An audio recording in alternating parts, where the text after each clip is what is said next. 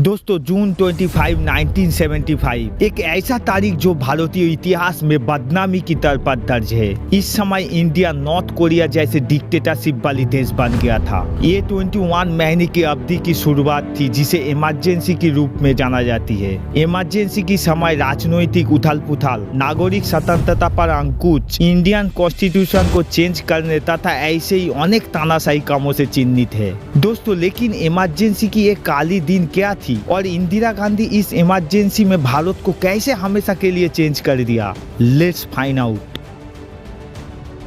दोस्तों इमरजेंसी को समझने के लिए हमें 1970 की दशक की शुरुआती राजनीतिक माहौल से शुरुआत करनी होगी।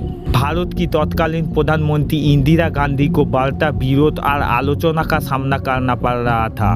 1971 की भारत पाकिस्तान युद्ध, उसके बाद बांग्लादेश की निर्माण ने शुरुआत में इंदिरा गांधी की लोकप्रियता को बढ़ाया था, लेकिन इकोनॉमिक चैलेंज और भ्रष्टाचार की आरोप ने जल्दी ही इंदिरा गांधी की लोकप्रियता को खत्म कर दिया था। स्थिति तब बदल गई जब इंदिरा गांधी की पॉलिटिकल ओपोनेंट राजनारायण ने 1971 की चुनावों के दौरान इंदिरा गांधी पर चुनावी गड़बड़ी करने की आरोप लगाया। जून 1975 में इलाहाबाद हाईकोर्ट ने उन्हें इन आरोपों में दोषी पाया और उनकी चुनाव को इनवैलिड घोषित कर दिया। इस निर्णय के कारण इंदिरा गांधी को इस्तीफा देने के लिए व्यापक मांग उठने लगी।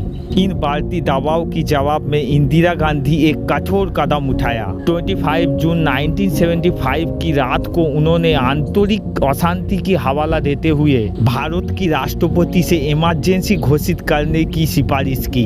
राष्ट्रपति फकीरुद्दीन अली अहमद ने सहमति दे दी और इमरजेंसी की घोषणा कर दी गई।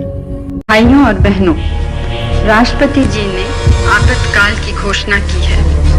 इससे आतंकित होने का कोई कारण नहीं है। लेकिन जल्दी ही पैनिक फैल गई क्योंकि नागरिक स्वतंत्रता छीन ली गई, प्रेस पर सेंसरशिप लगा दी गई और बड़ी संख्या में राजनीतिक विरोधियों को गिरफ्तार कर ली गई। हिरासत में ली गई लोगों में जयप्रकाश नारायण, मोरारजी देसाई और अटल बिहारी वाजपेयी जैसे प्रमुख नेता शामिल थी। सरकार ने इन कार्रवाइयों को व्यवस्था बहाल करने और प्रोग्रेसिव इकोनॉमी को लागू करने के लिए आवश्यक बताया। हालांकि रियलिटी इस कहानी से बहुत दूर थी। डॉक्टर अरविंद कुमार ने कहा, इमरजेंसी वो समय थी जब लोकतांत्रिक स्वतंत्रता को कमजोर किया गया था, कानून की शासन को नष्ट कर दिया गया। सरकार पार्लियामेंट को दरकिनार करते हुए ऑर्डिनेंसेस एंड एग्जीक्यूटिव ऑर्डर के माध्यम से काम करती रही। इमरजेंसी की समय सबसे विवादास्पद पहलू था जनसंख्या नियंत्रण के लिए अपनाई गई आक्रामक उपाय, जिनमें जबरन नाशबंदी भी शामिल थी। इमरजेंसी के दौरान दिल्ली जैसे शहरों में बड़ी पैमाने पर झुग्गी झोपड़ियों को ध्वस्त किया गया, जिससे गरीब और मार्जिनलाइज्ड पीपल और अधिक विस्थापित हुई।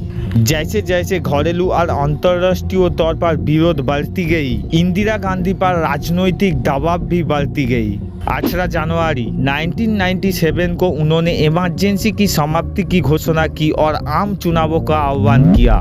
मार्च 1977 में हुई चुनावों में इंदिरा गांधी और कांग्रेस पार्टी की हार हुई और जनता पार्टी सत्ता में आई। ये इमरजेंसी की जोरदार रिजेक्शन थी तथा भारत की लोकतांत्रिक मूल्यों की पुनर्प्रतिष्ठित किया। इमरजेंसी की समय इस बात की याद दिलाती है कि लोकतंत्र कितना कमजोर हो सकती है और लोकतांत्रिक स्वतंत्रता की रक्षा में सतर्कता की कितना महत्व है। ये भारतीय इतिहास का एक ऐसा अध्याय है जो आने वाली पीढ़ियों के लिए मजबूत भावना और सबक जगाती है। दोस्तों आपको क्या लगता है? आपका ओपिनियन कमेंट बॉक्स पर जरूर बोलना और ये वीडियो अच्छा लगा तो वीडियो को लाइक, शेयर और सब्सक्राइब जरूर करना। Thank you for watching this video. चलिए मिलते हैं नेक्स्ट वीडियो पर। टाटा, जय हिंद।